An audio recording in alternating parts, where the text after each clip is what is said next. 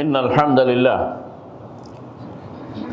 نحمده ونستعينه ونستغفره ونعوذ بالله من شرور أنفسنا ومن سيئات أعمالنا من يهده الله فلا مضل له ومن يضلل فلا هادي له وأشهد أن لا إله إلا الله وحده لا شريك له وأشهد أن محمدا عبده ورسوله يا أيها الناس اتقوا ربكم الذي خلقكم من نفس واحدة وخلق منها زوجها وبث منهما رجالا كثيرا ونساء واتقوا الله الذي تساءلون به والأرحام إن الله كان عليكم رقيبا يا أيها الذين آمنوا اتقوا الله حق تقاته ولا تموتن إلا وأنتم مسلمون يا أيها الذين آمنوا اتقوا الله وقولوا قولا سديدا يصلح لكم أعمالكم ويغفر لكم ذنوبكم ومن يطع الله ورسوله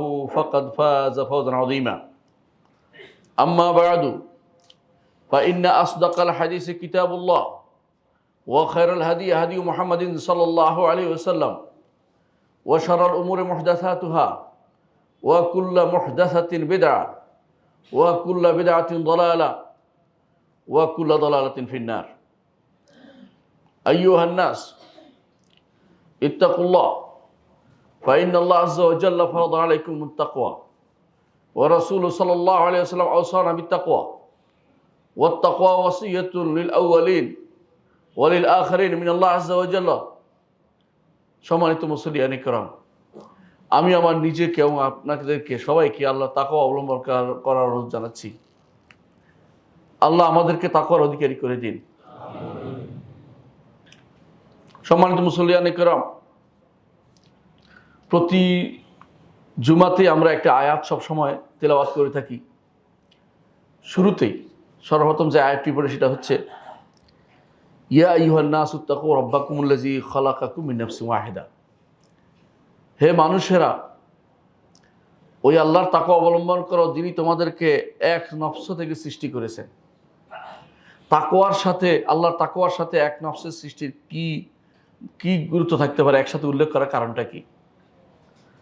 তারপর বলেছেন ওয়া খালাকা মিনহা যাওজাহা, আর এই নফস থেকেই তিনি তার স্ত্রীকে সৃষ্টি করেছেন, অর্থাৎ আদম থেকে হাওয়াকে সৃষ্টি করেছেন। ওয়া বাসসা মিনহুমা রিজালান কাসীরান ওয়া নিসাআ, দুইজনকে দিয়ে সারা জগৎ তিনি পূর্ণ করে দিয়েছেন, নারী এবং পুরুষ দিয়ে। আবার বলেছেন ওয়াত্তাকুল্লাহ আল্লাযী তাসাআলুনা বিহি ওয়াল আরহাম, ওই আল্লাহর তাকওয়া অবলম্বন করো যে আল্লাহকে দিয়ে তোমরা চাও একে অপরকে আল্লাহর ওয়াস্তে দেন বা আল্লাহর জন্য দিন, এরকম। ওয়াল আরহাম, আর আত্মীয়তার সম্পর্ক, এটা দিয়েও তোমরা একে অপরের কাছে প্রার্থনা করো যে আমাকে এটা দিন, আমি আপনার আত্মীয় হই। ইন্নাল্লাহা কানা আলাইকুম রাকিবা, আল্লাহ আমাদের সবার উপরে সুতীক্ষ্ণ নজর রাখছেন। সম্মানিত মুসলিয়ান ইকরাম, আয়াতটি দিয়ে একটু তাকান, বুঝতে পারবেন আয়াতটি আমাদেরকে জগতের বুকে পরিবারকে যথাযথ গঠন করার নির্দেশনা দিচ্ছে। তিনি এক রব্বুল আলামিন, তার নির্দেশে একজন মানুষকে তিনি নিজ হাতে সৃষ্টি করেছেন, তিনি হচ্ছেন আদম আলাইহিস সালাতু ওয়াস সালাম, এবং তাকে সম্মানিত করেছেন এর মাধ্যমে তার থেকে আবার তার স্ত্রীকে নিয়ে উভয়ের মাধ্যমে তিনি সারা জগৎকে মানুষ দিয়ে ভরে দিয়েছেন। এটা বুঝাতে চেয়েছেন যে সমস্ত সৃষ্টি আল্লাহর পরিবার, আর সমস্ত সৃষ্টি আদম সন্তান একই পরিবারভুক্ত মানুষ, একই পরিবারভুক্ত ছিল। সুতরাং পরিবারের গুরুত্ব এখানে স্পষ্ট যে আমরা আসলে একই পরিবারের লোক ছিলাম। ভিন্ন ভিন্ন কারণে বিভিন্ন অবস্থায় আমাদের ভিন্ন ভিন্ন পরিবেশ তৈরি হয়ে পরিবারটাকে নষ্ট করে দেওয়া হয়েছে। কোরআনে কারিমে আল্লাহ তাআলা অন্যত্র বলেছেন ওমিন আয়াতিহি, আল্লাহর নিদর্শন হচ্ছে আন খালাকা লাকুম মিন আনফুসিকুম আজওয়াজা, তিনি তোমাদের নিজেদের থেকে তোমাদের স্ত্রী সৃষ্টি করেছেন, অর্থাৎ আদম থেকে হাওয়াকে সৃষ্টি করেছেন। এইটা নয় যে প্রত্যেককে আলাদাভাবে তার থেকে তার স্ত্রী সৃষ্টি, এরকম না, উদ্দেশ্য এটা না। আদম থেকে হাওয়া সৃষ্টি করেছেন, অর্থাৎ তোমাদের থেকে, এমন নয় যে অন্য কোনো প্রাণী থেকে এনে পুরুষের জন্য নারীর ব্যবস্থাপনা করেছেন একই প্রজাতির, অন্য প্রজাতির কিছু নিয়ে আসেন নাই। মিন আনফুসিকুম আজওয়াজান লিতাসকুনু ইলাইহা, যাতে তোমরা তার কাছে প্রশান্তি পাও, এক নম্বর উদ্দেশ্য। ওয়া জাআলা বাইনাকুম মাওয়াদ্দা, আর তোমাদের মধ্যে ভালোবাসা সৃষ্টি করে দিয়েছেন। ওয়া রাহমা, এবং দয়ার সৃষ্টি করে দিয়েছেন। ইন্না ফি যালিকা লাআয়াতিন লিকাওমিন ইয়াতাফাক্কারুন, এর মধ্যে অনেক আয়াত নিদর্শন রয়েছে ওই সমস্ত জাতির জন্য যারা একটু চিন্তা করে। সূরা রুমের 21 নম্বর আয়াতে আল্লাহ তাআলা বলেছেন। এর দ্বারা তিনি আমাদেরকে জানিয়ে দিচ্ছেন যে বিয়ের উদ্দেশ্য তিনটি। প্রথমত প্রশান্তি লাভ, একটা পরিবার গঠনের মধ্যে প্রশান্তি লাভ হয়, মানুষ উদ্ভ্রান্তর মতো ঘুরে বেড়ায় না, তার প্রশান্তি লাভ হয়। দ্বিতীয়ত ভালোবাসা তৈরি হয়। তৃতীয়ত যদি ভালোবাসা কোনো কারণ নাও থাকে, অন্তত রহমত আসে, দয়া আসে। কিভাবে দয়া আসে? আমার সন্তানের মা সে, আমার সন্তানের পিতা সে, আমার পরিবারের দেখাশোনা সে করেছে, এই জাতীয় দয়া অনেক দিন থাকার কারণে একে অপরের প্রতি দয়া এসে যায়, যদি কোনো কারণে ভালোবাসা নাও থাকে। আল্লাহ তাআলা তিনটি জিনিস উল্লেখ করেছেন: প্রশান্তি, ভালোবাসা এবং মায়া বা দয়া। মানুষের ভিতরে সেটা উদ্রেক হয় যখন একটি পরিবার গঠন হয়। সুতরাং পরিবার গঠন শরীয়তের মূল উদ্দেশ্য, মৌলিক উদ্দেশ্যের একটি। আল্লাহ তাআলা কোরআনে কারীম বলেছেন, ওয়াআশিরুহুন্না বিল মা'রুফ, আর সুন্দর সৎ ব্যবহার করো, পরিবারের মধ্যে উত্তম আচরণ করো, একে অপরের সাথে স্বামী স্ত্রী একে অপর উত্তম আচরণ করো। ফাইন কারিহতুমুহুন্না, যদি কোনো নারীকে তুমি অপছন্দ করো, ফাসা আন তাকরাহু শাইআন ওয়া ইয়াজআলুল্লাহু ফীহি খায়রান কাসীরা, তুমি যেটা অপছন্দ করো, হতে পারে আল্লাহ এর মধ্যে অনেক কল্যাণ রেখেছেন। কিছুদিন অপছন্দ থাকলেও সন্তান সন্ততি হলে বা তার নারীর কোনো ভালো দিক এসে গেলে এরপরে আপনার ভালোবাসা এসে যেতে পারে। এজন্য কোরআনে কারীম আপনাদেরকে দ্রুত কোনো সিদ্ধান্ত না নিয়ে পরিবারকে ধরে রাখতে আমাদেরকে নির্দেশনা দিচ্ছে। কোরআনে কারীমে আল্লাহ তাআলা আমাদেরকে আরও জানিয়েছেন যে প্রত্যেক নবী, যারা সবচেয়ে শ্রেষ্ঠ মানুষ ছিলেন, তারা পরিবার গঠন করেছেন। দু একজনের কথা আলাদা, কিন্তু মৌলিকভাবে সমস্ত নবীদেরকে তিনি পরিবার গঠনের নির্দেশনা দিয়েছেন। আল্লাহ তাআলা বলছেন, ওয়া জাআলনা লাহুম আজওয়াজান ওয়া যুররিয়া, নবীদের জন্য স্ত্রীর ব্যবস্থা করেছি, সন্তানের ব্যবস্থা করেছি। অর্থাৎ তারা নারী সহ ছিলেন, সন্তান সন্ততি সহ ছিলেন, উদ্ভ্রান্তের মতো পৃথিবীতে ঘুরে বেড়াতেন, দুনিয়া বিমুখ হয়ে নিজের মন মতো চলে বেড়াতেন, সেটা উদ্দেশ্য তাদের ছিল না কেউই। নবীদের আদর্শের বাইরে অন্য কোনো আদর্শ আমাদের জন্য গ্রহণীয় হতে পারে না। আল্লাহ তাআলা আরও বলছেন, ওয়া'মুর আহলাকা বিস-সালাতি ওয়াসতাবির আলাইহা, পরিবারকে সালাতের নির্দেশ দেন আপনি। মুহাম্মদ রাসূলুল্লাহ সাল্লাল্লাহু আলাইহি ওয়াসাল্লামকে বলছেন, ওয়া'মুর আহলাকা বিস-সালাতি ওয়াসতাবির আলাইহা, পরিবারকে নির্দেশ দেন সালাতের, এর উপরে আপনি সবর করুন। লা নাসআলুকা রিজকান ওয়াল আকিবাতু লিত-তাকওয়া, আমি কোনো কিছু তোমাদের কাছে রিজিক চাই না, তোমাদের কাছে আমার কোনো রিজিক চাই না। আল্লাহ কোনো রিজিক চাচ্ছেন না, কিন্তু চাচ্ছেন তিনি আমাদের পরিণাম যা তাকওয়া মুত্তাকি হওয়া, তিনি আমাদের কাছে চাচ্ছেন। কোরআনে কারীমে আল্লাহ তাআলা আরও বলেছেন, কু আনফুসাকুম ওয়া আহলিকুম নারা, নিজেকে বাঁচাও, পরিবারকে বাঁচাও। এসবই আমাদেরকে একটি জিনিস দিকে আমাদের দিকে পথ নির্দেশ করছেন, তা হচ্ছে আমরা যেন পরিবার গঠন করি। পরিবার গঠনের গুরুত্ব কোরআনে কারীমে যেভাবে আসছে, রাসূলুল্লাহ সাল্লাল্লাহু আলাইহি ওয়াসাল্লাম হাদিসেও তেমনি আসছে। রাসূলুল্লাহ সাল্লাল্লাহু আলাইহি ওয়াসাল্লাম বলেছেন, ইয়া মা'শারাশ শাবাব মান ইসতাতা'a মিনকুমুল বাআতা ফালিতাযাওয়াজ, হে যুবক সম্প্রদায়, তোমাদের মধ্যে কেউ যদি কোনো ঘর করার সামর্থ্য রাখে, শারীরিক সামর্থ্য এবং আর্থিক সামর্থ্য, তাহলে সে যেন বিয়ে করে। ফাইন্নাহু আগাদ্দু লিল বাসার ওয়া আহসানু লিল ফারজ, কারণ সেটা তার চোখকে নিচু করবে এবং লজ্জাস্থানকে হেফাজত করবে। যদি সে না পারে তাহলে সে যেন সওম পালন করে, কারণ সেটা তার প্রবৃত্তিকে দমনে সহায়ক হবে। রাসূলুল্লাহ সাল্লাল্লাহু আলাইহি ওয়াসাল্লাম আরও বলেছেন, লা ইয়াফরুকু মুমিনুম মুমিনা, একজন মোমেন নারী একজন মোমেন পুরুষ একজন মোমেন নারীকে কখনো অপছন্দ করবে না। যদি কোনো মোমেন নারীর একটি খাসলত তার অপছন্দ হয়, আরেকটি খাসলত তাকে আনন্দ দিবে। অর্থাৎ মোমেন নারী সবসময় পরিপূর্ণ হয় না, তার অনেক কিছুতেই ত্রুটি থাকতেই পারে। কারণ নারীদের মধ্যে কমতি আল্লাহ তাআলা সৃষ্টিগতভাবে দিয়ে দিয়েছেন, সৃষ্টিগতভাবে তাদের মধ্যে একটু কমতি দিয়েছেন। এই কারণে অনেক কিছু তারা একদিক কোথাও তাদের অ্যাবসেন্ট থাকবেই, কিন্তু আরেকটি দিক তার জন্য ভালো থাকবে। পূর্ণ কাউকে আপনি পাবেন না। মুহাম্মদ রাসূলুল্লাহ সাল্লাল্লাহু আলাইহি ওয়াসাল্লাম বলেছেন যে কামুলা মিনার রিজালি কাসীরুন, পুরুষের মধ্যে অনেকেই পূর্ণতা প্রাপ্ত হয়েছে, তাদের সর্বদিক থেকে অনেকেই বলতে পারেন যে সব দিক থেকে একটা ইউনিক একটা ব্যক্তি, কিন্তু নারীর মধ্যে পূর্ণতা খুব কমই পাওয়া যায়।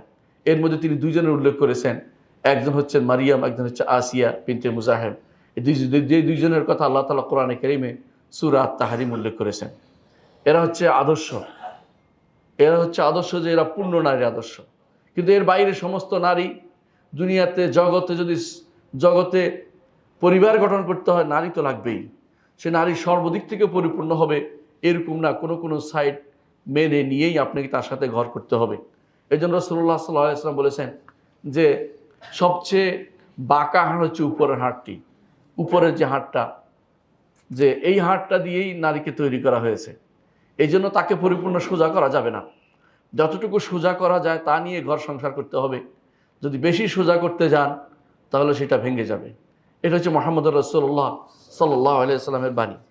তিনি আরও বলেছেন আলা কুল্লুকুম রাইন ওয়া কুল্লুকুম মাসউলান রাইয়াতিহি, জেনে রাখো তোমাদের প্রত্যেকেই রাই, অর্থাৎ তোমাদের প্রত্যেকেই রাখাল, আর তোমাদের প্রত্যেকে তার রাখালিপনা সম্পর্কে জিজ্ঞাসা করা হবে। ফাল আমিরুল্লাযী আলান নাস রাইন, যে শাসক মানুষের উপর শাসনের ক্ষমতা পেয়েছে তিনি হচ্ছেন একজন রাখাল। ওহুয়া মাসউল আন রাইয়াতিহি, তিনি তার অধীনস্থদের ব্যাপারে তাকে জিজ্ঞাসা করা হবে। ওয়া রাজুলু রাইন আলা আহলি বাইতিহি, একজন মানুষের দায়িত্ব হচ্ছে তার পরিবারের উপরে। আমার কথা নয়, মুহাম্মদ রাসূলুল্লাহ সাল্লাল্লাহু আলাইহি ওয়াসাল্লামের কথা। এই দায়িত্ব তাকে পালন করতেই হবে, এটা ফরজে আইন, যে একদম পরিবারের উপরে তার দায়িত্ব রয়েছে। ওহুয়া মাসউল আনহুম, সে পরিবার সম্পর্কে জিজ্ঞাসিত হবে। দুনিয়ার সব মানুষ সম্পর্কে জিজ্ঞাসিত হবে না, যতটুকু তার ক্ষমতা আছে পরিবারের উপর তার ক্ষমতা থাকবেই, এই জন্য সেটা তাকে জিজ্ঞাসা করতে হবে। এর উপরে ক্ষমতা অনুসারে যার যতটুকু ক্ষমতা ততটুকু তাকে জিজ্ঞাসা করা হবে। যে সবার উপরে শাসক, তাকে সবার সম্পর্কে জিজ্ঞাসা করা হবে। যে কিছু মানুষের শাসক, তাকে যতটুকু তার শাসনের অধীন ততটুকু সম্পর্কে আল্লাহ তাআলা তাকে জিজ্ঞাসা করবেন। এই জন্য ওমর রাদিয়াল্লাহু আনহু তিনি যখন খলিফা হয়েছিলেন তখন বলেছিলেন যে ফোরাতের তীরে যদি কোনো ছাগল না খেয়ে মারা যায়, আমার আশঙ্কা হয় আল্লাহ আমাকে তার জন্য জিজ্ঞাসাবাদ করবেন।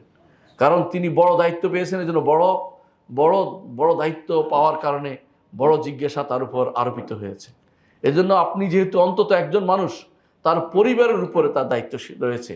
পরিবারকে যথাযথ পরিচালনা, পরিবারকে আল্লাহর দ্বীনের উপর রাখা, এটা তার দায়িত্ব। এই সম্পর্কে তাকে জিজ্ঞাসাবাদ করা হবে।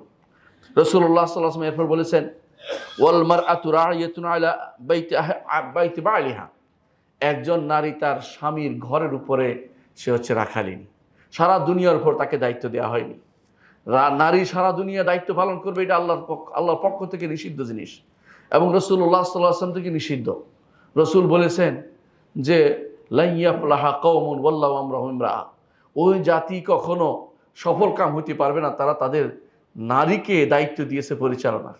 আর যারা আপনারা বিভিন্ন রকমের ভাইস চেয়ারম্যান, ভাইস প্রেসিডেন্ট বিভিন্ন নাম দিয়ে নারীদেরকে বিভিন্ন দায়িত্ব দিচ্ছেন, এটা শরিয়া বিরোধী কাজ, এটা ইসলাম কখনো অনুমোদন করে না।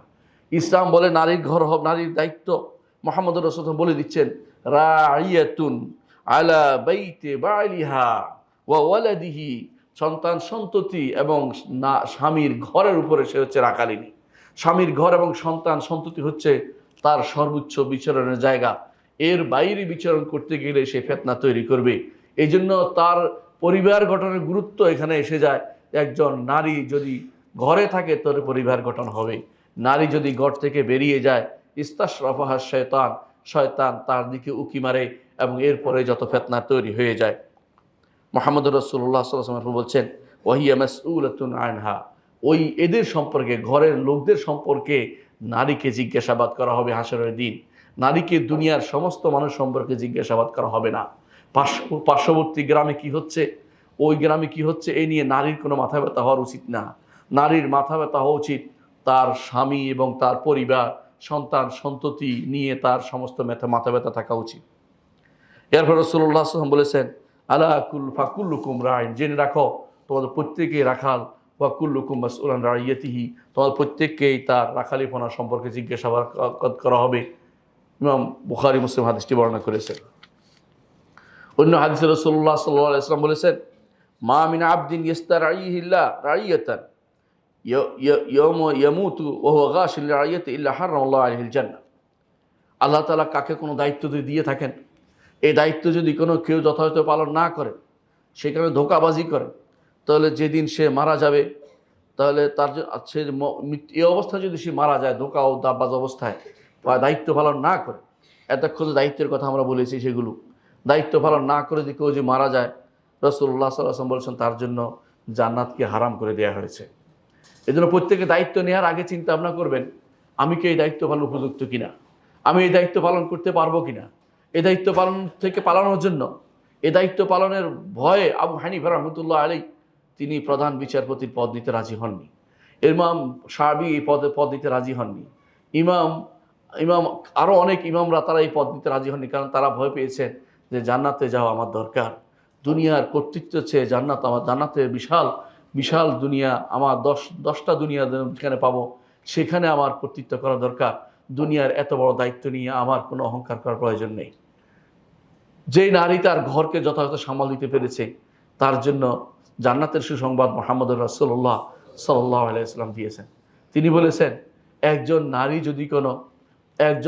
যদি কোনো তার স্বামীর কথা শুনে 5 ওয়াক্ত সালাত আদায় করে এবং সওম রাখে এবং নিজের লজ্জাস্থানে হেফাজত করে, তাকে বলা হবে কোন দরজা দিয়ে তুমি জান্নাতে প্রবেশ করবে। নারীর জান্নাতে যাওয়া যদি প্রয়োজন হয়, তাহলে এতটুকু তার যদি যথেষ্ট হয়, তাহলে বাইরে বের হবে কেন? কি জন্য তার এত বাইরে বের হতে হবে? কেন তাকে দুনিয়াকে মাতাল করতে হবে? দুনিয়ার সব কিছুকে কেন উজাড় করে মানুষকে কেন খুশি করতে হবে? তাকে স্বামীকে খুশি করার জন্য তাকে বলা হয়েছে, বাইরের কাউকে খুশি করার জন্য তাকে অনুমতি দেওয়া হয়নি। মুহাম্মদুর রাসূলুল্লাহ সাল্লাল্লাহু আলাইহি ওয়াসাল্লাম বলেছেন, এই স্ত্রী যদি আপনার ঘরে থাকে, তার যদি আপনি খরচ করলে কী লাভ, তা রাসূল বলে দিয়েছেন, ইজা আনফাকাল মুসলিমু নাফাকাতান আলা আহলিহি ওয়া হুয়া ইয়াহতাসিবুহা কানাত লাহু সাদাকা। একজন পুরুষ যদি নারীর জন্য, পরিবারের নারীর জন্য সে খরচ করে এবং আল্লাহর কাছে সওয়াবের আশা করে, সেটা তার জন্য সদাকার সওয়াব হবে। আর কোথাও না দিতে পারলে, পয়সা নাই, খরচ করেছেন ঘরে, এটাও আপনার জন্য সদাকা হবে যদি আল্লাহর কাছে সে সওয়াবের আশা করে। রাসূলুল্লাহ সাল্লাল্লাহু আলাইহি ওয়াসাল্লাম আরও বলেছেন, অফি বিদআ আহদিকুম সদাকা, তোমাদের লজ্জাস্থানের মধ্যেও সদাকা রয়েছে। একজন বলে উঠল, ইয়া রাসূলুল্লাহ, আমরা তো তার আমাদের প্রভৃতি প্রয়োজন পূরণের জন্য শুধুমাত্র সেখানে যাই। রাসূলুল্লাহ সাল্লাল্লাহু আলাইহি ওয়াসাল্লাম বললেন, হারামে ফেললে কি গুনাহ হবে না? রাসূল বললেন যে অবশ্যই গুনাহ হবে। মুহাম্মদুর রাসূলুল্লাহ সাল্লাল্লাহু আলাইহি ওয়াসাল্লাম বললেন যে হারামে ফেললে গুনাহ হবে না? সাহাবী বললেন যে অবশ্যই গুনাহ হবে। রাসূল বললেন তাহলে হালালে ফেললে অবশ্যই সেটা সওয়াব হবে। সুতরাং একজন মানুষ যদি তার পরিবারকে যথাযথভাবে তার অভাব পূরণ করে, সেটা তো তার সদাকা রয়েছে। আয়েশা রাদিয়াল্লাহু আনহা রাসূলুল্লাহ সাল্লাল্লাহু আলাইহি ওয়াসাল্লাম সম্পর্কে জানাচ্ছেন, জিজ্ঞাসা করলেন রাসূলুল্লাহ সাল্লাল্লাহু আলাইহি ওয়াসাল্লাম, তাকে জিজ্ঞাসা করা হয়েছিল আয়েশা রাদিয়াল্লাহু আনহাকে, রাসূলুল্লাহ সাল্লাল্লাহু আলাইহি ওয়াসাল্লাম ঘরে কি করতেন? তখন আয়েশা রাদিয়াল্লাহু আনহা বললেন, রাসূল ঘরে এসে তার পরিবারের কাজগুলি করতেন, তারপর যখন সালাতে আযান হতো তখন তিনি বেরিয়ে পড়তেন, অর্থাৎ ঘরে তার পরিবারের কাজগুলি রাসূল করতেন। পরিবার গঠনের চেয়ে উত্তম আদর্শ আপনি আর কোথায় পাবেন? একজন মানুষ তার পরিবার গঠন করেছে, সাথে স্ত্রীকে সহযোগিতাও করেছে। মুহাম্মদুর রাসূলুল্লাহ সাল্লাল্লাহু আলাইহি ওয়াসাল্লাম তিনি একজন মানুষ কি ভালো হবে কি মন্দ হবে, ভালো কি মন্দ, তার সার্টিফিকেট নিতে বলেছেন তার স্ত্রীর কাছ থেকে। রাসূলুল্লাহ সাল্লাল্লাহু আলাইহি ওয়াসাল্লাম বলেছেন, খায়রুকুম লিআহলিহি, একজন মানুষের জন্য ওই মানুষ উত্তম বেশি যেই ব্যক্তি তার পরিবারের কাছে ভালো। আমি আমার পরিবারের কাছে ভালো।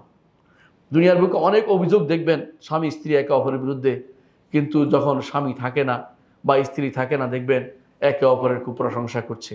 কারণ তারা বুঝতে পারে যে যে অভিযোগগুলো ছিল, তারা আরও উন্নয়ন চেয়েছে, হয়তো উন্নতি হতে পারে নাই, কিন্তু যেগুলো তারা পরে একে অপরের প্রতি যেগুলো তারা পেয়েছে সেগুলো কম নয়, তখন তারা একে অপরকে সেগুলো উল্লেখ করে থাকেন।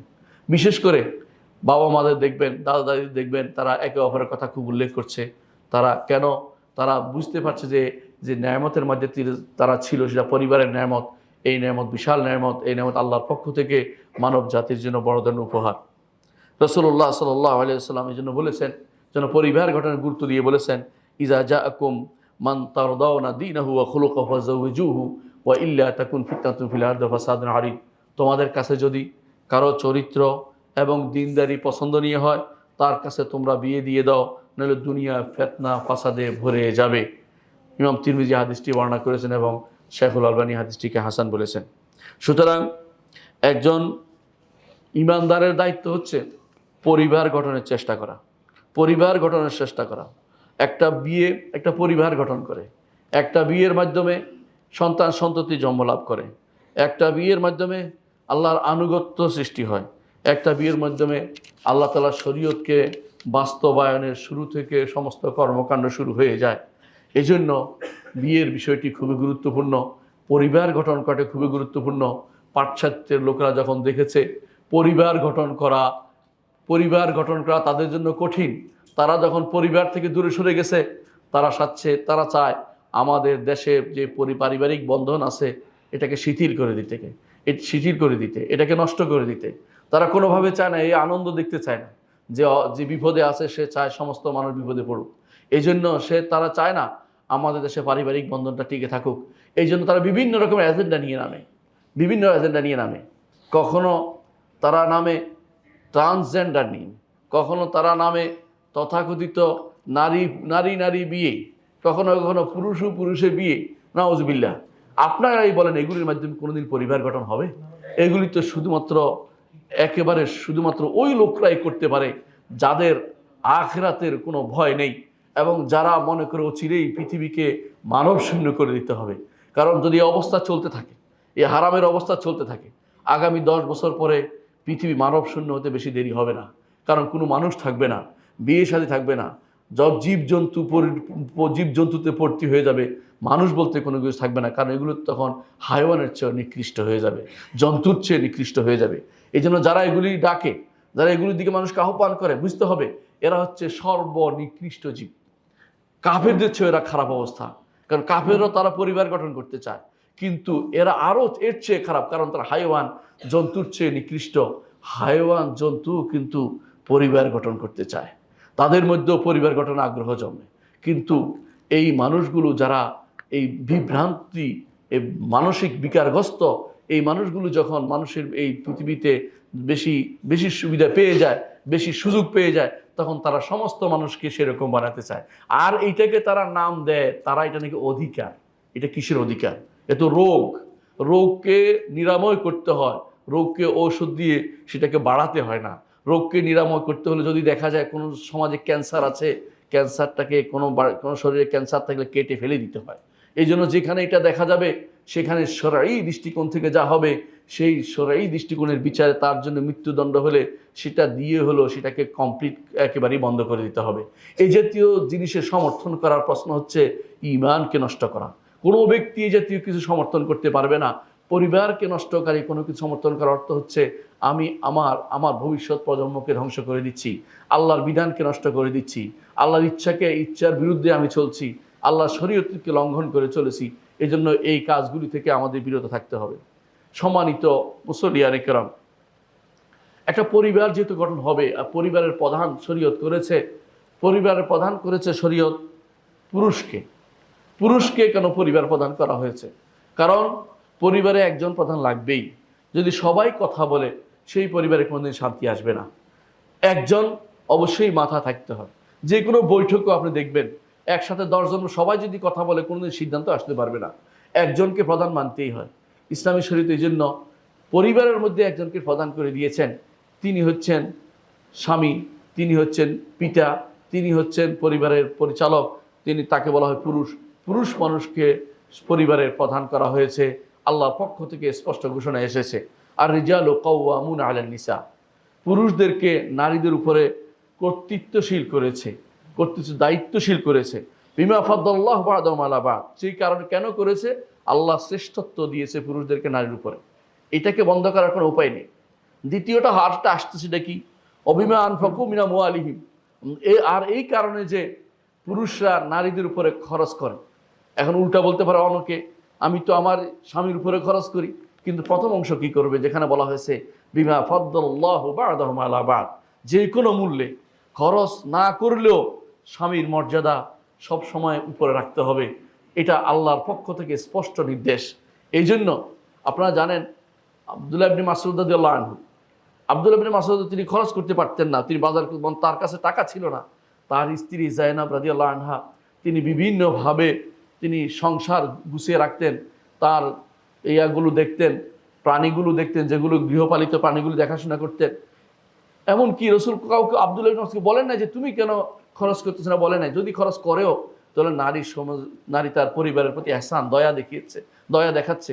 এমনকি যখন তিনি বাইরে খরচ করতেন, দান করতেন, তখন আব্দুল্লাহ ইবনে মাসউদ রাদিয়াল্লাহু আনহু বলেছিলেন যে তুমি যদি কোনো ঘরে খরচ করতে আমাদের বেশি সওয়াব হবে। জায়নাব রাদিয়াল্লাহু আনহা রসুলের কাছে গিয়ে প্রশ্ন করলেন যে আমি যদি ঘরে খরচ করি আমার স্বামী বলতে বেশি সওয়াব, রসুল বলছে হ্যাঁ এটা বেশি সওয়াব হবে। এটাতে বুঝাতে চাইলেন যে খরচ করলেই যে তুমি উপরে উঠে গেছো তা কিন্তু না, খরচ করার পরেও তোমার স্বামী তোমার উপরে কর্তৃত্ববান থাকবে, এটাই শরীয়তের নির্দেশনা। এটাকে কোনোভাবেই নিচু করে দেখার কোনো সুযোগ নেই। কিন্তু আমাদের সমাজে কিছু মানুষ আছে, বেশিরভাগ মানুষই যদি কোনো কারণে তার হাতে টাকার, মেয়ের হাতে টাকার বস্তা উঠতে পারে, তখন মেয়ে তখন মনে করে যে স্বামী কেন, আমার তো একাই আমি যথেষ্ট হয়ে গেছি। এই জন্য স্ত্রীকে বুঝতে হবে, স্বামীর মর্যাদা সম্পর্কে তাকে জানতে হবে। আল্লাহ তাআলা এরপর বলছেন ফাসসালিহাতু কানিতাতুন হাফিজাতুন লিল গায়বি বিমা হাফিজাল্লাহ। আল্লাহ তাআলা নারীদের উপরে পুরুষের কর্তৃত্বশীল করেছেন পুরুষদেরকে। তারপর তো বলেছেন ফাসসালিহাতু কানিতাতুন, নেককার নারী কারা, কানিতাতুন তারা ইবাদতকারী, আল্লাহর ইবাদত, আল্লাহর নির্দেশকে তারা প্রতিপালন করে। হাফিজাতুন লিল গায়বি বিমা হাফিজাল্লাহ, তার গায়েবের অজানা অবস্থায় কিছু ঘটতে সে দেয় না, নিজেকে হেফাজত করে। আল্লাহ তাকে হেফাজত করার নির্দেশনা দিয়েছেন, এই যে নিজেকে সম্পূর্ণরূপে সে হেফাজত করে, কোনোভাবেই সে নিজেকে অপমানিত করে না, নিজেকে সে কোনোভাবেই অন্যায় কাজে নিজেকে জড়িত করে না। তারপর আল্লাহ তাআলা বলছেন দ্বিতীয় আরেকটা গোষ্ঠী থাকবে, সালেহাত কানিতাত। এরা কারা? মুহাম্মদুর রাসূলুল্লাহ সাল্লাল্লাহু আলাইহি ওয়াসাল্লাম স্ত্রীরা সালেহাত কানিতাত। এর বিপরীতে অদূর ভবিষ্যতে আরেকটা গোষ্ঠী আসবে, যারা কি আল্লাহ তাদের সম্পর্কে বলেছেন ওয়াল্লাতি তাখাফুনা নুশুজাহুন্না ফাইজুহুন্না। আর যারা না সেজা আছে, স্বামীর কথা শুনতে চায় না, স্বামীর কথাকে তার কাছে বিষ মনে হয়, স্বামীর কথা শুনলে তার কাছে খারাপ লাগে, আল্লাহ তাআলা বলছেন ওয়াল্লাতি তাখাফুনা নুশুজাহুন্না ফাইজুহুন্না, তাদেরকে নসিহত করো। ওয়াহজুরুহুন্না ফিল মাদাজি, শোয়ার ক্ষেত্রে তাদেরকে আলাদা ঘরের ভিতরে অন্য জায়গায় শো, একসাথে না শুয়ে ভিন্ন জায়গায় শো। ওয়াদরিবুহুন্না, এর মধ্যে হালকা মার তাদেরকে দিতে পারো, তবে বড় মার নয়। যেমন আমাদের মুফাসসিররা বলেন যেমন মেসওয়াক দিয়ে, যাতে বোঝা যায় যে আমি তোমার উপর কর্তৃত্ববান। এর নয় যে তাকে মেরে ফেলা বা আঘাত করে এমন মার দেওয়া যাতে বোঝা যায় যে তাকে মারার জন্য মারছে, এটা যেন না হয়। আদব শিক্ষা দেওয়ার জন্য মেরেছে, এটা শরীয়তে অনুমোদিত। এটাকে যদি কেউ খারাপভাবে দেখে কিছু বলার নেই, ইসলাম এটা অনুমোদন করেছে। তারপর কি করতে হবে? আল্লাহ তাআলা বলছেন ফাইন আতা'নাকুম ফালা তাবগু আলাইহিন্না সাবিলা। এর মধ্যে যদি কোনো স্ত্রীরা স্বামীকে মেনে নেয়, তাহলে এর মধ্যে আর বাড়াবাড়ি করার তোমাদের কোনো প্রয়োজন নেই।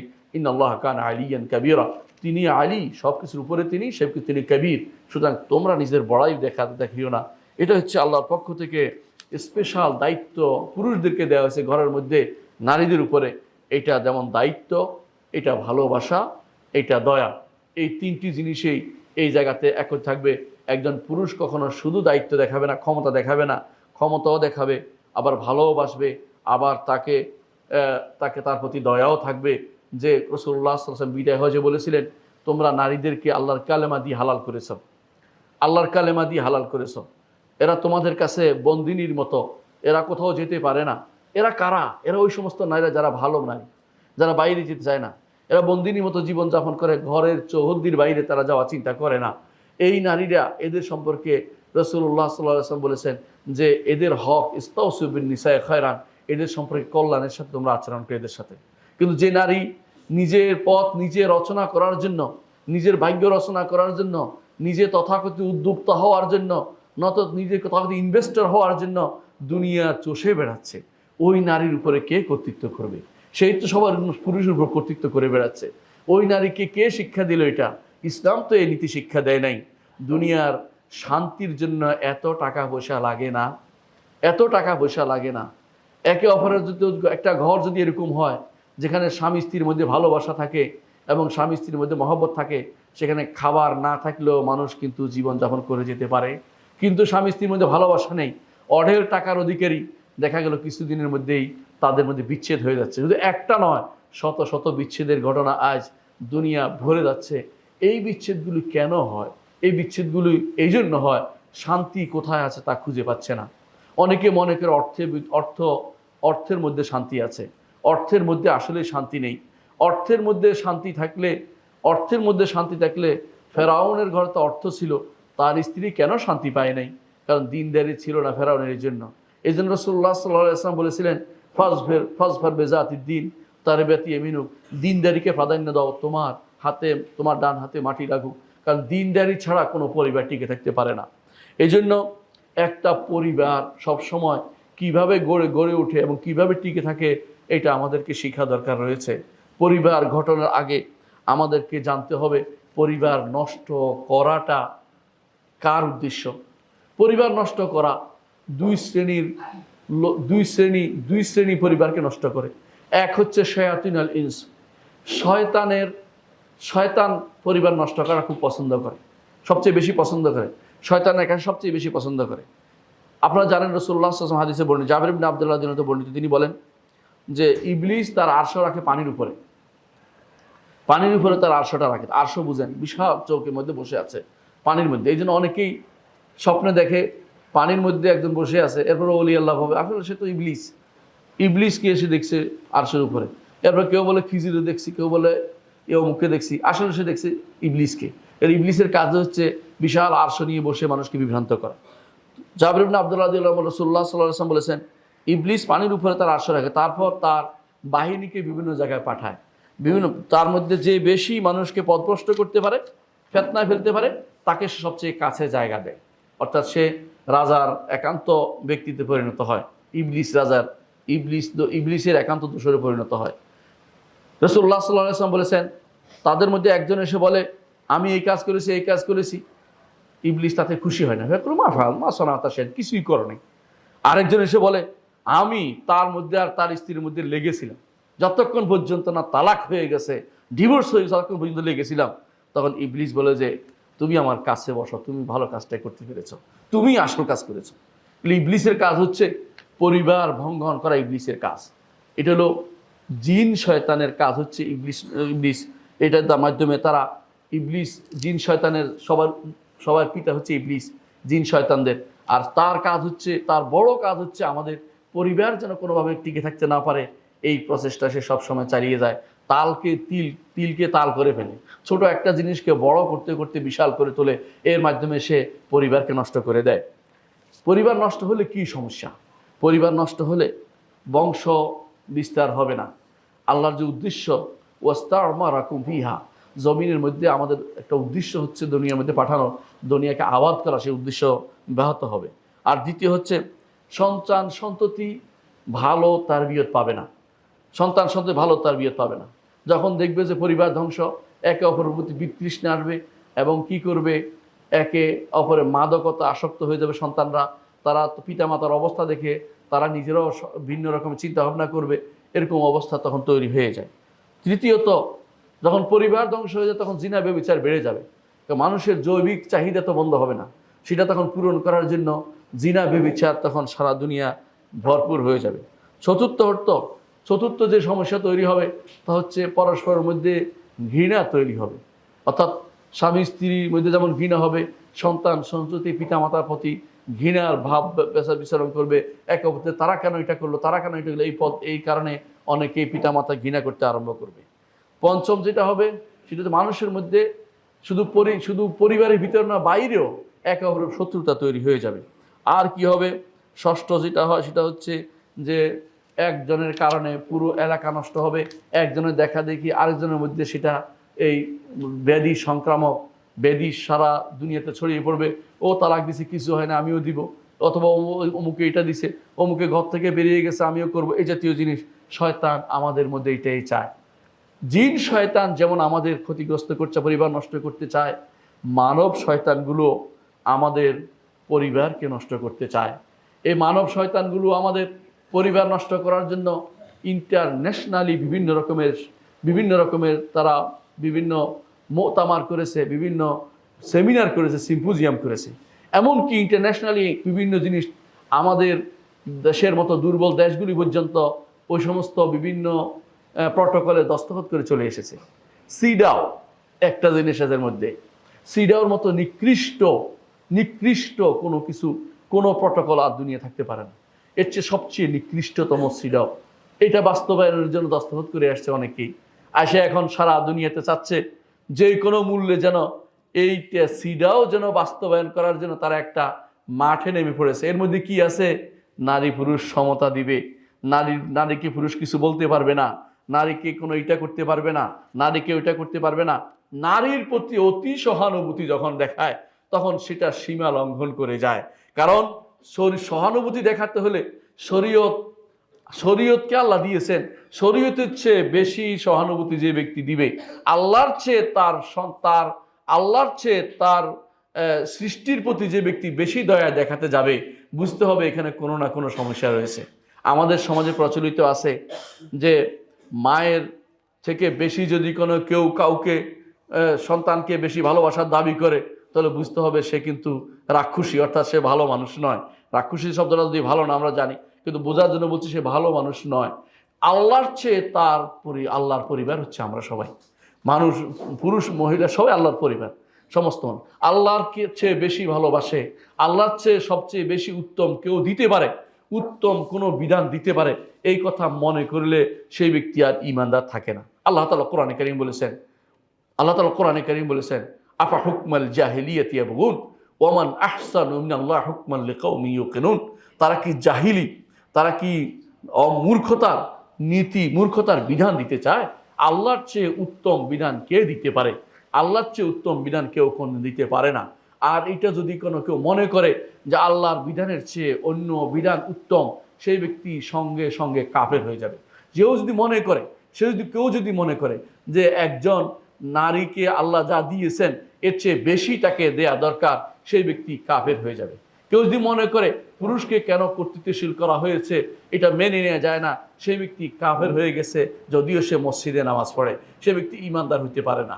এই জন্য আমাদেরকে জানতে হবে না, জিন শয়তান এবং মানব শয়তান উভয় আমাদের ক্ষতি করছে, উভয় আমাদের সবকিছু নষ্ট করে দিচ্ছে, আমাদেরকে দিন থেকে দূরে সরিয়ে দিচ্ছে, আমাদের পরিবারকে ধ্বংস করে দিচ্ছে। জিন এবং মানব শয়তান আমাদের পিছনে লেগেছে। শায়াতিন আল ইনসি ওয়াল জিন, কোরআনে কারীমে দুটো শব্দ আল্লাহ তাআলা উল্লেখ করেছেন যে জিন শয়তান যেমন আছে, মানব শয়তানি তেমনি আছে। মানব শয়তানগুলো এখনো বিভিন্ন চ্যানেলে বসে আছে, বলতে থাকে আমি এখন কি করি। কেউ ফোন করে বলে আমি এখন কি করি, অর্থাৎ উত্তর দিবে সে। দেখবেন বিশাল বিশাল বিশাল নিয়ে, চ্যানেল নিয়ে বসে আছে, মিডিয়াতে বসে আছে। একজন নারী তার অবস্থা খারাপ, সে প্রশ্ন করতেছে আমি এখন কি করি, উত্তর আসতেছে পরিবার ছেড়ে দেন। পরিবার ছেড়ে দেওয়া যেন এটা বড় ধরনের একটা সমাধান তারা মনে করছে। এগুলি মানব শয়তান। এই মানব শয়তানগুলি মানুষের শুধু ক্ষতি করছে। আমাদের সমাজে আগে যদি কোনো কিছু হইতো, কি করতো? পারিবারিক বৈঠক বসতো। কোরআনে কারীম আল্লাহ অনুমোদন করেছেন সেটা, ফাবাসু হাকাম মিন আহলি হাকাম মিন আহলিয়া, উভয় থেকে পারিবারের লোক এসে এটাকে একটা সমাধানের পথে নিয়ে যেত। এখন সেটা আর হচ্ছে না, পরিবারের কারো কাছে না, সরাসরি সেটা মিডিয়াতে দিয়ে দেওয়া হচ্ছে, যাতে এটা এত বেশি প্রসার লাভ করে কোনোদিনই এটা যেন আর সমাধানের পথ না দেখে। এ হচ্ছে শয়তানের কারসাজি। মানব শয়তান এবং জিন শয়তান উভয় চায় না আমাদের পরিবারগুলি গড়ে উঠুক। পরিবারগুলি বিভিন্ন কারণে আজ নষ্ট হচ্ছে। আমি কয়েকটি কারণ উল্লেখ করব যেই কারণে আজ আমাদের পরিবারগুলি ধ্বংসের মুখে চলে গেছে। 1 নম্বর কারণ হচ্ছে বিয়ের আগেই, অনেক সময় বিয়ের আগে মানুষ দেখাশোনা করে না, যেখানে সেখানে বিয়ে করে ফেলে। বিয়ের আগে দেখা উচিত আমি এই পরিবারে বিয়ে করতেছি, এই নারী ভালো কিনা, এই নারী কি সবার সাথে হাসে হেসে কথা বলে কিনা। যেই নারী বাইরে সবাই পুরুষদের সাথে হেসে হেসে কথা বলে, ওই নারী কি বিয়ে করা যাবে না। ওই নারী বাইরে থাকবে, ওই নারী কোনোদিন ঘরের মানুষ হবে না, কারণ সে বহু মানুষের সুগন্ধি পেয়েছে, এক পুরুষের সুগন্ধি তার যথেষ্ট আর হবে না। এখন সে বহু মানুষের আসক্ত হয়ে যাবে। এই জন্য বিয়ের আগে দেখতে হবে কোন নারীকে আপনি ঘরে তুলছেন, আপনার সন্তানের মা হিসাবে কাকে পছন্দ করছেন। ওমর রাদিয়াল্লাহু আনহু বলতেন তাখাইয়ারু লিনুতাফিকুম, তোমাদের বীর্য কোথায় ফেলছো এটা পছন্দ করে নাও।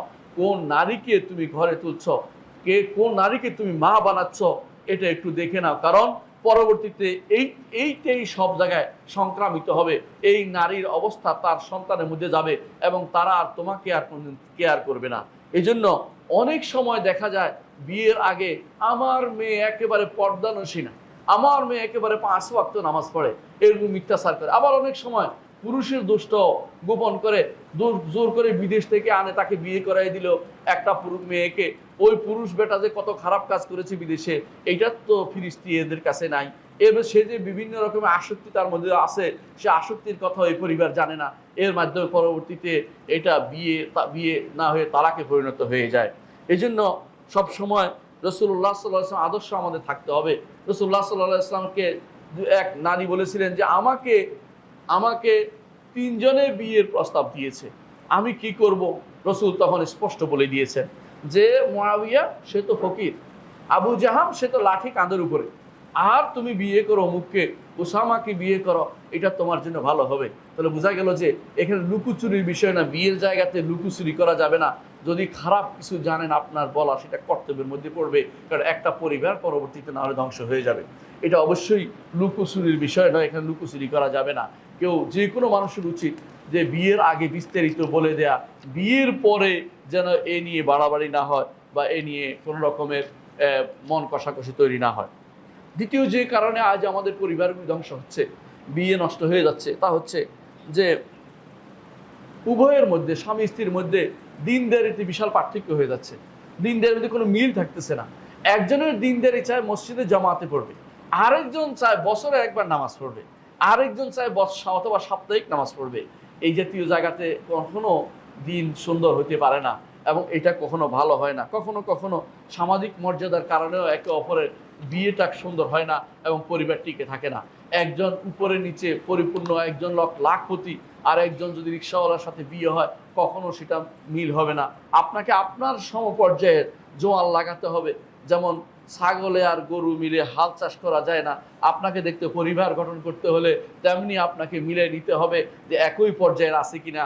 আপনাদের মধ্যে ব্যবসায়ী পরিবার, শিক্ষিত পরিবারের মধ্যে যাওয়ার কোনো ব্যবস্থা আছে কিনা সেটা আপনারা দেখে নেবেন, কারণ এইটা জানার প্রয়োজন রয়েছে। একে অপরকে তখন বুঝতে পারে, নাহলে পরিবারগুলো বেশিরভাগ টিকে থাকে না।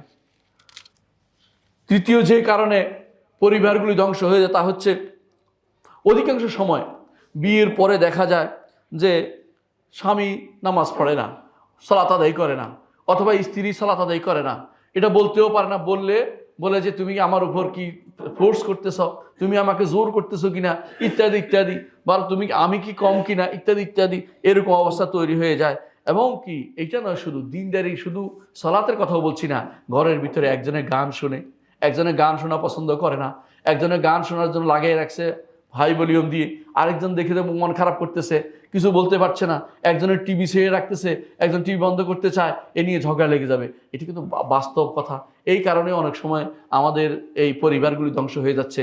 অবশ্যই আমাদের জানতে হবে আল্লাহর ব্যাপারে কোনো রকমের ছাড় চলে না।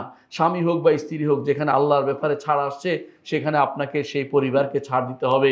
কোনো নারী যদি সালাত আদায় না করে, সে নারীর সাথে সংসার করা যাবে না। কোনো পুরুষ যদি সালাত আদায় না করে, সেই পুরুষের সাথে সংসার করা যাবে না। কারণ এটা যতক্ষণ পর্যন্ত এই অবস্থা থাকবে, সালাত আদায়কারী না হবে, দিনদারিতা তাদের মধ্যে না আসবে, ততক্ষণ শয়তান তাদের উপর প্রভাব বিস্তার করবে এবং একে অপরকে সামান্য কাজে কষ্ট দিতে থাকবে। চতুর্থ যে কারণে পরিবারগুলি ধ্বংস হয়ে তা হচ্ছে অতিমাত্রা আত্মমর্যাদাবোধ। অতিমাত্রা আত্মমর্যাদাবোধ কেমন? সেটা হচ্ছে একজন আরেকজনের মোটেই বিশ্বাস করছে না, একজন আরেকজন মোটেই বিশ্বাস করছে না। কিরকম? এ মনে করে ও তো বোধহয় বাইরে কিছু করে বেড়ায়, আর এ মনে করে ও বোধহয় কাউকে ডেকে আনে ঘরের ভিতরে আমার উপস্থিতিতে। এই জাতীয় চিন্তা ভাবনা যদি কোনো অতিমাত্রা আত্মমর্যাদাবোধ থাকে, বিনা কারণে যদি সন্দেহ হয়, ইসলামী শরীয়ত অনুমোদন সেটা করে না। মুহাম্মদ রাসূলুল্লাহ সাল্লাল্লাহু আলাইহি ওয়াসাল্লাম বলেছেন, আল্লাহ তাআলা কিছু আত্মমর্যাদাবোধকে পছন্দ করেন আর কিছু আত্মমর্যাদাবোধকে তিনি অপছন্দ করেন। যেটা সন্দেহের জায়গা, সন্দেহ হয়েছে এমন কিছু হলে আল্লাহ তাআলা সেটা পছন্দ করেন। এরকম আত্মমর্যাদাবোধ থাকা উচিত। আপনি যখন দেখবেন ঘরে এসে আপনার ঘর থেকে একটা পুরুষ মানুষ বের হয়েছে, এটা সন্দেহের জায়গা, এটা সন্দেহ করবেন। আপনি যখন দেখে যাবেন আপনার ছোট ভাইকে আপনার স্ত্রীর সাথে একই রুম বসবাস করতেছে, আসছে যাচ্ছে, আপনি সন্দেহের জায়গা, এখানে সন্দেহ করাটা সওয়াবের কাজ।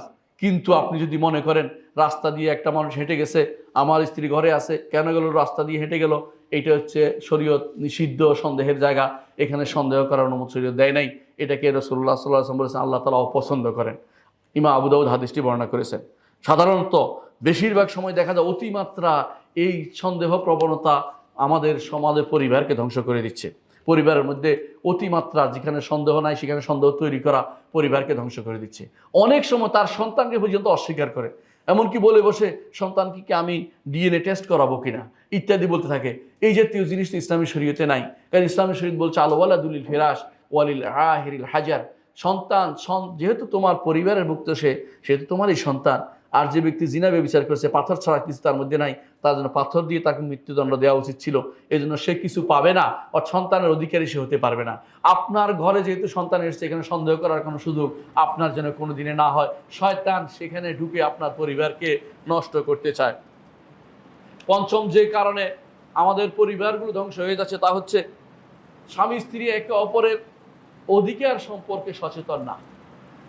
স্বামী স্ত্রী কি অধিকার আছে এটা আরেকদিন আলোচনা করব, কিন্তু অনেকেই জানে না স্বামী স্ত্রী কি কর্তব্য রয়েছে।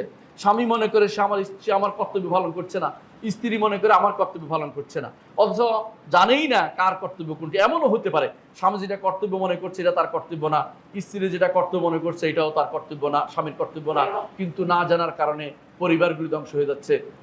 ষষ্ঠ যে কারণে পরিবার ধ্বংস হচ্ছে অতিমাত্রা অতি শিক্ষিত হওয়া। অতি শিক্ষিত হওয়ার পরিণতি হচ্ছে কি, তখন মনে করে আমি কম কি, আমিও ডাক্তার তিনিও ডাক্তার, আমিও ইঞ্জিনিয়ার তিনিও ইঞ্জিনিয়ার, আমি তার কথা শুনতে যাবে কেন, তার তো একটা সেকেন্ড ক্লাস আছে আমার তো সব ফার্স্ট ক্লাস, অথবা তার তো একটা এ আছে আমার তো এ আছে। একে অপরকে কখনো আর সহ্য করতে চায় না, আমি আপনার কথা কেন শুনতে যাব। মানে এই যেন একটা প্রতিযোগিতা নেমেছে অতিমাত্রা। এই সভ্যতার এই অসভ্য দিকটা মারাত্মক মারাত্মক আমাদের জন্য পরিবার বিনাশী অস্ত্র হিসেবে দেখা দিয়েছে। সেটা হচ্ছে যে আমরা মনে করি যে যতক্ষণ পর্যন্ত সমপর্যায়ে শিক্ষিত না হবে তাদেরকে বিয়ে দেওয়ার বিষয়টা আপনারা চিন্তা করেন না। মনে রাখবেন, যদি কোনো সমপর্যায়ে শিক্ষিত এই সমস্যা হবেই। অবশ্যই চেষ্টা করবেন স্ত্রী থেকে স্বামী যেন একটু হলেও বেশি শিক্ষিত হয়, কারণ না হলে তারা একে অপরকে মেনে নিবে না। আর যদি এরকম হয় সমপর্যায়ে দিতে পারেন, নিচেও দিতে পারেন, সমস্যা নাই।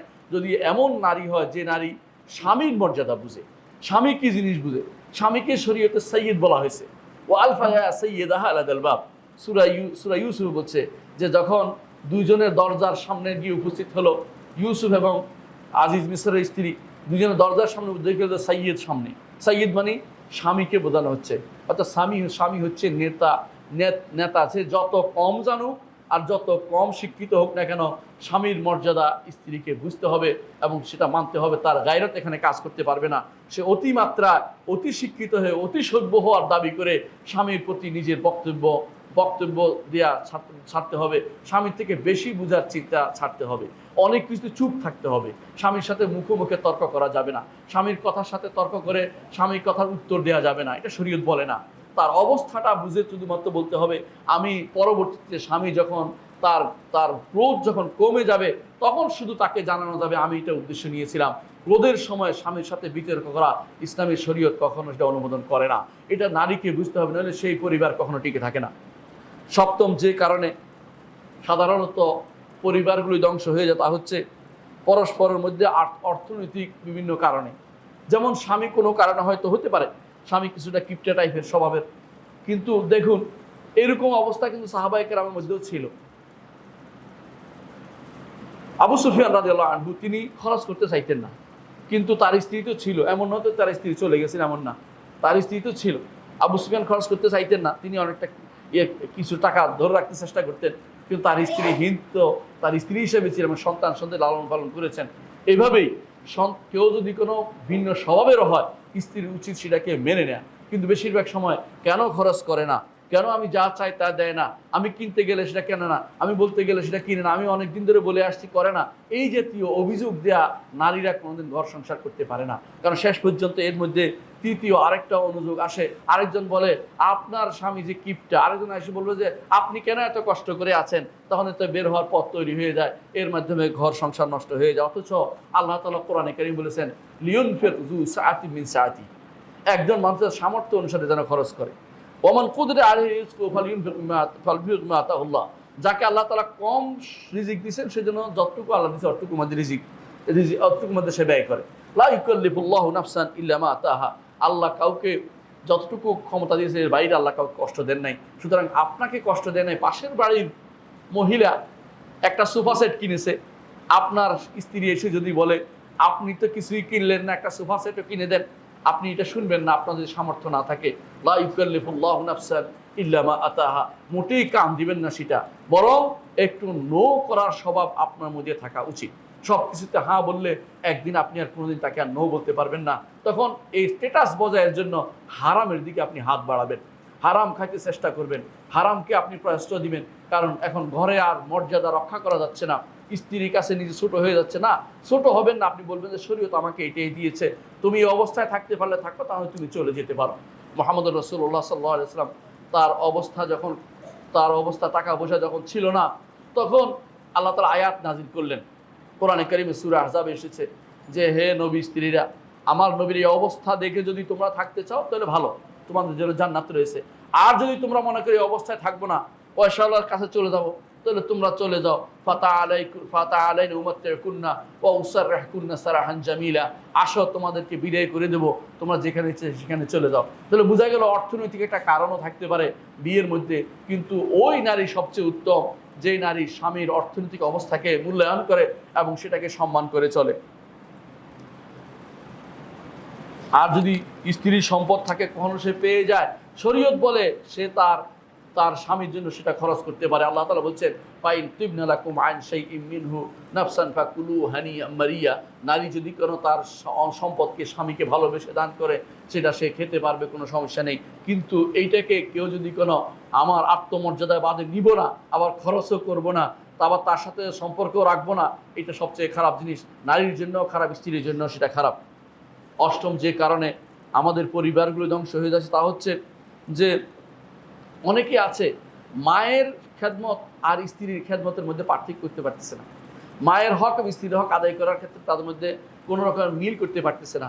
এখন কখনো স্ত্রীকে প্রাধান্য দিচ্ছে, কখনো মাকে প্রাধান্য দিচ্ছে, কিন্তু তাকে তার বোঝা উচিত প্রত্যেকে তার স্থানে রেখে তার জন্য খরচ করা উচিত, প্রত্যেকে তার স্থানে রেখে তার যতটুকু প্রাপ্তি সতটুকু দেওয়া উচিত। এর মাধ্যমে পরিবার টিকে থাকতে পারে। বিশেষ করে যখন আপনি দেখবেন যে আপনি স্ত্রীকেই ক্ষমতা দিচ্ছেন পরিবারের চালানোর জন্য, তখন তিনি আপনার মায়ের উপর জুলুম করতেছে। আবার যখন দেখবেন মাকে ক্ষমতা দিয়ে দিচ্ছেন, তিনি আপনার স্ত্রীর উপর জুলুম করতেছে। এগুলিও পরিবার নষ্ট করার একটা কারণ। নবম যে কারণে পরিবার নষ্ট হয়ে তা হচ্ছে ঘরের কথা বাইরে বলে দেয়া। ঘরের কথা বাইরে বসে বসে গল্প করে বলছেন। এখন 3 নম্বর শয়তান ঢুকেছে সেখানে। এই শয়তান এখন সারা দুনিয়া করবে আপনার এই গল্প, কারণ সারা দুনিয়া করে ফেলে। আপনি হয়তো একজনের কাছে বলেছেন, বিকেলবেলা দেখবেন যে সারা গ্রাম হয়ে গেছে, এবং দেখবেন যে এরপরে সারা কিছুক্ষণ পরে মিডিয়াতে চলে আসছে, হয়তো কেউ ফেসবুকে দিয়ে দিয়েছে। এর মাধ্যমে আপনি এই সমস্যার আর সমাধান তৈরি করতে পারবেন না, কারণ আপনাদের মধ্যে এখন তৃতীয় একটা অনুষঙ্গ ঢুকেছে। বিশেষ করে যদি স্বামীর পক্ষ থেকে কেউ ঢুকে যায়, স্ত্রীর পক্ষ থেকে কেউ ঢুকে যায়, তখন সেটা আরও সমস্যা, আরও মারাত্মক আকার ধারণ করবে। দশম যে কারণে পরিবারগুলি আমাদের ধ্বংস হয়ে যায় তা হচ্ছে অধিকাংশ স্বামী নির্দিষ্ট সময়ের পরে আর ঘরে থাকতে চায় না, বাইরে বাইরে ঘুরে বেড়ায়। যারা বাইরে বাইরে ঘুরে বেড়ায় তারা পরিবারকে সময় দেয় না, তাদের পরিবার ঠিকমতো থাকতে চায় না। আবার অনেকে আছে নারীরা বাইরে পছন্দ করে, ঘরের ভিতরে আটকে থাকতে তারা চায় না, থাকবো না কেউ বদ্ধ করে, তারা কবিতা রচনা করে এর মধ্যে বের হয়ে যেতে চায়। এই জাতীয় জিনিসগুলো যারা করে তারাও পরিবার গঠন করতে পারে না, এটাও পরিবার নষ্ট করার একটা কারণ। 11তম যেই কারণে দেখা যায় যে বেশিরভাগ সময় পরিবার টিকে থাকতে পারে না তা হচ্ছে যে স্বামী স্ত্রী একে অপরকে কোনো গন্ধের কারণে পছন্দ করতে পারতেছে না। এতে তুমি কাপড়টা নষ্ট, তোমার সারাদিন শুধু অপছন্দ করতে থাকে।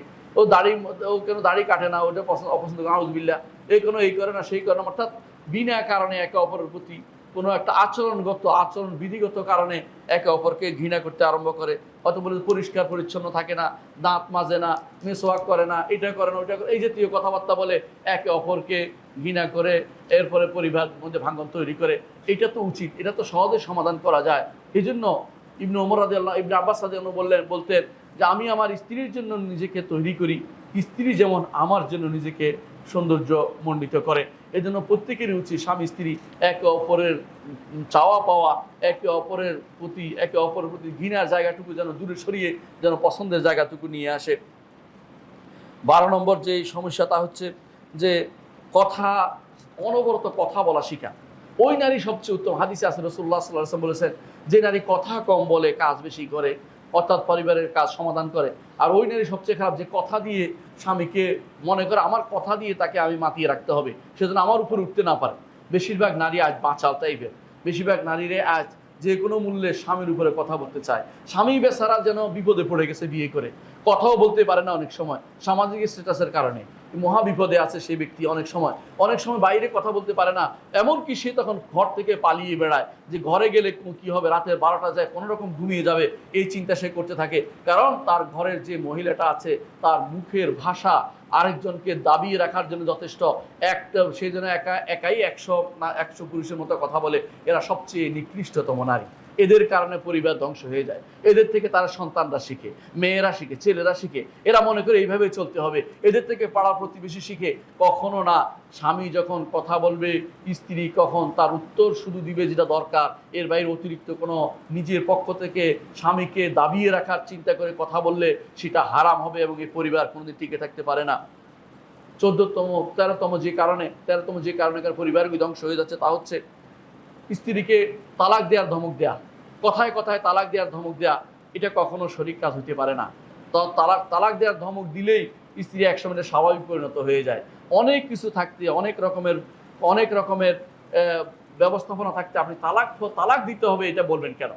আজ দেখা যায় কথায় কথায় যুবকরা কিছুই শিখে নাই, না ধৈর্য শিখেছে, না তাদের মধ্যে কোনো সহিষ্ণুতা আছে, না তাদের মধ্যে কোনো দিনের কোনো কিছু আছে। তারা কথায় কথায় একটাই পেয়েছে, তার শেষ অস্ত্র তালাক প্রয়োগ করার জন্য ধমকি দিতে থাকে। এরকম ধমকি দিতে দিতে একসময় সে পরিবার ধ্বংস করে ফেলে। আর নারীও তখন উল্টা দিকে রওনা হয়ে যায় যে আমাকে এটা বলেছে, দেখি তালাক দিয়ে দেখুক। দিয়ে দেখলে তো শেষে হয়ে গেল, তখন তার কিছু করার থাকে না। কিন্তু বুঝায় না, সে প্রথমে এটা বুঝতে পারে না, পরবর্তী কান্নাকাটি করে আমি তো বুঝতে পারি নাই। আমাদের কাছে এসে ফতোয়া চাইতে আসে, আমাদের কাছে কান্নাকাটি করতে। আর আমরা বলছি আমাদের কিছু করার নেই, শরীয়ত যেখানে শেষ হয়ে গেছে আমরা সেখানে কোনো কিছু আপনার সম্পর্ক তৈরি করার ব্যবস্থা করে দিতে পারি না।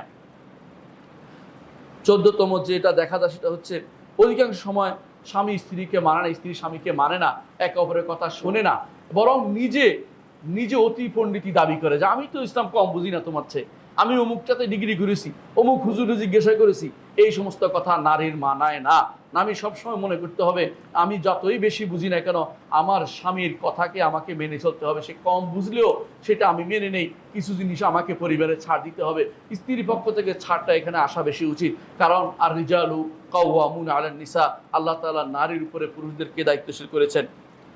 15 নম্বর হচ্ছে অনেক সময় দেখা যায় নারীরা বিনা স্বামীর অনুমতিতে ব্যতীতই বেরিয়ে যাচ্ছে, স্বামীর অনুমতি ব্যতীত বেরিয়ে যাচ্ছে, বাপের বাড়ি চলে যাচ্ছে, অমুকখানে চলে যাচ্ছে, তমুকখানে চলে যাচ্ছে। একদিনও সেটা সহ্য করবেন না, একদিনও সহ্য করবেন না।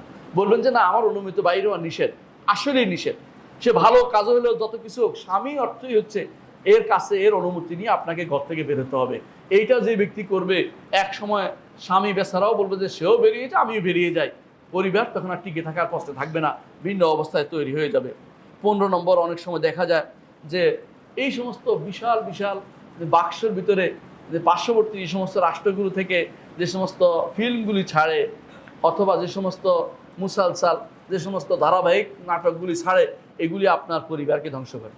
ওখানে দেখানো হচ্ছে কিভাবে 2 নম্বরই করবে, কিভাবে জিনাবে বিচার করবে, আরেকজনের বউ কিভাবে নিয়ে যাবে, ওই পদ্ধতি শিখানো হচ্ছে। আর এগুলি আপনার ঘরে থাকলে আপনার স্ত্রী অনেক কিছু এখান থেকে শিখবে, আপনার মেয়ে শিখবে, আপনার ছেলে শিখবে। হারাম কাজের এগুলি যেন প্রদর্শনী ব্যবস্থা করা হচ্ছে, মনে রাখবেন এটা কখনো ইমানদার কখনো মেনে নিতে পারে না।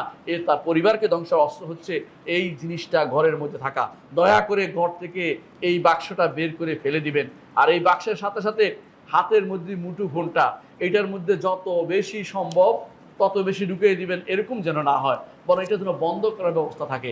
হারাম জিনিস যেন না আসে, তাদেরকে সেই তারবিয়া হাসানা, তারবিয়া দিনিয়া দিতে হবে যে তোমার এখানে হারাম কোনো ছবি আসলে সঙ্গে সঙ্গে ডিলিট করে দিবে, হারাম কিছু দিয়ে তাকানো তোমার জন্য জায়েজ নাই, হারাম কোনো কবিতা পড়া জায়েজ নাই, হারাম কোনো গান শোনা জায়েজ নাই, হারাম কোনো নাটক দেখা জায়েজ নাই, এগুলি যেন তারা বন্ধ করে দেয়। 17তম যেটা দেখা, সেটা হচ্ছে যে আমরা আমাদের নারীদেরকে আদর্শ হিসেবে দেখাতে পারি নাই। আমাদের নারীদেরকে আদর্শ হিসেবে দেখাতে পারি নাই। আদর্শ কাকে আদর্শ বানাবে সেটা আমরা দেখাতে পারি নাই। আমাদের মেয়েরা আদর্শ হয় মাকে দেখে, মা যে খারাপ হয়ে আছে না মেয়েরাও খারাপ হয়ে যাচ্ছে, কিন্তু আমাদের আদর্শ হওয়া উচিত রাসূলুল্লাহ সাল্লাল্লাহু আলাইহি ওয়াসাল্লাম স্ত্রীরা, তাদেরকে দেখে আমাদেরকে শেখা উচিত। উম্মাহাতুল মুমিনিন এবং আনসার মহিলা, এদেরকে দেখে শেখা উচিত। আমরা আদর্শ তৈরি করতে পারি না নারীদের জন্য, অথবা পুরুষের জন্য আদর্শ তৈরি হয় নাই, পুরুষও আদর্শ কাকে মানবে সেটা মেনে নিতে পারে নাই। এই জন্য আমাদের পরিবারগুলো আজ ধ্বংস হয়ে যাচ্ছে। 18 নম্বর হচ্ছে, অনেক সময় দেখা যায় পরিবারের মধ্যে একজন এসে আপনার স্ত্রীর প্রশংসা করতে আরম্ভ করে দিয়েছে। ওইটা হচ্ছে সবচেয়ে বড় শয়তান। ওইটা আপনার স্ত্রী বলবে, আপনাকে তো অনেক যুবতী দেখা যাচ্ছে, ওই তো শুরু হয়ে গেছে শয়তানি। এরটুকুর মধ্যে থেকে বাকিটা শয়তানি শুরু হয়ে যাবে। মনে রাখবেন, এইটুকু কথা বলার সুযোগ করে দিবেন না। যেই ব্যক্তি এরকম আপনার সামনে কোনোদিন কথা বলেছে, ওকে জীবনে কোনোদিন আপনার ঘরে ঢুকতে দিবেন না। বলবেন যে এই হচ্ছে শয়তানের বড় দোসর, মানব শয়তান রূপী সে এসে আমার ঘর ধ্বংস করার জন্য সে বিভিন্ন রকম পদ্ধতি আবিষ্কার করেছে। 20 নম্বর যেটা বড় করে এনেছে, সেটা হচ্ছে নারীকে কাজের মধ্যে লাগিয়ে দেয়া। নারীকে বাইরের কাজে লাগিয়ে দেওয়ার অর্থ হচ্ছে নারীকে আপনি পরিবার ধ্বংস করার একটা পথ আবিষ্কার করেছেন। তখন পরিবার থাকবে না, কারণ সে বাইরের আনন্দ পেয়ে গেছে। এখন ঘরে সে চোখ তার বড় হয়ে গেছে, চোখকে আর ঘরে রাখতে পারবেন না। একটা অন্যায় যদি একবার হয়ে যায়, তখন অন্যায়টা স্বাভাবিক হয়ে যায়। এখন সে বাইরে আশেপাশে যারা তার সাথে কাজ করে তাদের সুগন্ধিতে সে মতহারা, আপনার সুগন্ধি তার কাছে ভালো লাগবে না। এই জন্য নারীকে বাইরে কাজ করতে পারতপক্ষে দেয়া যায় হবে না। হ্যাঁ, কোনো নারী যদি তার কিছু খাবার নেই, তার চলার কিছু নাই, সেটা আলাদা কথা, কাজ করবে। কিন্তু যেই ব্যক্তি কারো স্ত্রী হয়েছে, যে নারী কারো স্ত্রী হয়েছে, তার উচিত তার স্ত্রীকে ঘরে রাখা, যা আছে তা দিয়ে তাকে ঘরে থাকার মতো ব্যবস্থা করে দেয়া। তাকে বলা উচিত যে আমার যা আছে তা শুনে তোমাকে চলতে হবে। বাইরে কাজ করার তোমার যে পরিবেশ নাই, সেই পরিবেশ না থাকা পরিবেশে তোমাকে যা অর্থ হচ্ছে ঘরকে ধ্বংস করে দেয়া। 20 নম্বর যে কারণে আপনার পরিবার ধ্বংস হয়ে যায়, তা হচ্ছে নারীর হাতে তালাকের সুযোগ তুলে দেয়া। নারীর হাতে তালাকের সুযোগ তুলে দেয় কারা? বিয়ের সময় আপনাকে নপুংসক বানানো হয়েছে। বিয়ের সময় 18 নম্বর ক্লজে লিখে দেওয়া হচ্ছে স্বামী কি স্ত্রীকে তালাকের ক্ষমতা দিয়েছে কিনা। তালাকের ক্ষমতা আপনি কেন দিবেন, কি জন্য দিবেন? এটা তো দেওয়ার কোনো সুযোগ নেই। যদি দেন কোনো কারণ দিতে বাধ্য হন, তার থেকে আবার লিখিত নেবেন যে ফেরত নিলাম। কারণ এটাও আপনি এটা দেওয়ার অর্থ হচ্ছে তাকে বিপদে ফেলা। সে কথায় কথায় কিছু না হলে যে তালাক নিয়ে আসবে, এরপরে হুজুরের কাছে, হুজুর আমি তো বুঝতে পারি নাই, আমাকে 3 জনে 4 জনে গিয়ে আমার মা বাপে বুঝাইছে, আমার অমুকে বুঝাইছে, তমুকে বুঝানোর কারণে আমি তো তালাক নিতে চলে গেছি, এখন তো আমি ঘর সংসার করতে চাই। তখন যখন দেখে যে বিবাহী তালাকপ্রাপ্ত নারীকে কেউ তো বিয়ে করে না, তখন তার ঘর সংসার করার প্রতি আগ্রহ জাগে, কিন্তু সুযোগ তো সে নিজেই নষ্ট করে দিয়েছে। এই জন্য নারীর হাতে তালাকের সুযোগ তুলে দেয়া, তালাকে তফবিদের ব্যবস্থা করে দেয়া, এটাই আমাদের পরিবারকে ধ্বংস করার একটা বড় ধরনের হাতিয়ার। সবশেষে বলবো, সবশেষে যেটা হচ্ছে সেটা হচ্ছে আমরা দিন বলতে, অর্থাৎ 20 নম্বর সেটা হচ্ছে, বা যেটা না হলে যেটা আমাদের সমাজের মধ্যে সবচেয়ে বড় সমস্যা তৈরি করেছে, হচ্ছে আমরা পরিবার কেন্দ্রিক কোনো শিক্ষা আমাদের সন্তানকে দিচ্ছি না। পরিবার কেন্দ্রিক শিক্ষা, পরিবার কিভাবে গঠন করতে হবে, বিয়ে শাদীর মাসআলা আমরা জানাই না, তালাকের মাসলা আমরা শিখি না, নিজেও শিখি না, সন্তানদেরকেও শিখাই না। আমরা শরীয়ত থেকে দূরে সরে গেছি। শরীয়ত যদি না মানতে আমরা যেন অনেকে খুশি থাকি। আমাদের ইউনিভার্সিটিগুলোতে কত শরীয়তের কোনো মাসআলা নাই। আপনারা আশ্চর্য হবেন যে ইউনিভার্সিটিগুলোতে কোনো কুল্লিয়াতুশ শরিয়া নাই, অর্থাৎ শরিয়া নামক কোনো ফ্যাকাল্টি থাকতে নাই, কোনো ফেকা নাই, কোনো অসুল নাই, কোনো শরীক কাদা নাই, কোনো কিছু নাই। ইসলাম যেখানে শিখতে হবে, এই ইউনিভার্সিটিগুলোতে আমাদের এমন জিনিস শিক্ষা দিচ্ছে, শুধু দুনিয়ার দুনিয়া দুনিয়ার দুনিয়া। এই ইউনিভার্সিটিকে আমাদেরকে দিন শিখার কোনো পথ আমাদেরকে দেখাচ্ছে না। আমরা সন্তানদেরকে আমরা নিজেরাও শিখি নাই, সন্তানদেরকে দিনও শিখাতে পারি নাই। এই কারণে আমরা পরিবারগুলো রক্ষা করতে পারছি না। আকুলু কাউলি হাযা ওয়া আস্তাগফিরুল্লাহ লি ওয়া লাকুম ওয়া লিসাইরিল মুসলিমিন ফাস্তাগফিরু ইন্নাহু হুয়াল গাফুরুর রাহিম। ইন্নাল হামদালিল্লাহ নাহমাদুহু ওয়া নাস্তাঈনুহু ওয়া নাস্তাগফিরু ওয়া নাউযু বিল্লাহি মিন শুরুরি আনফুসিনা ওয়া মিন সাইয়্যাতি আমালিনা। মান ইয়াহদিহিল্লাহু ফালা মুদিল্লা লাহু ওয়া মান ইউদ্লিল ফালা হাদিয়া লাহু ওয়া আশহাদু আল লা ইলাহা ইল্লাল্লাহ ওয়াহদাহু লা শারীকা লাহু ওয়া আশহাদু আন্না মুহাম্মাদান আবদুহু ওয়া রাসূলুহু। আম্মা বা'দ। সম্মানিত মুসলিয়ানে কেরাম, বলছিলাম যে আয়গুলি সবগুলির মূল হচ্ছে এতগুলি ফিতনা যে আমরা উল্লেখ করলাম, 20টির মতো ফিতনা উল্লেখ করেছি, যে কারণে আমাদের পরিবারগুলি ধ্বংস হয়ে যাচ্ছে। এর মূল কারণ হচ্ছে ইসলামী শিক্ষা আমাদের অভাব।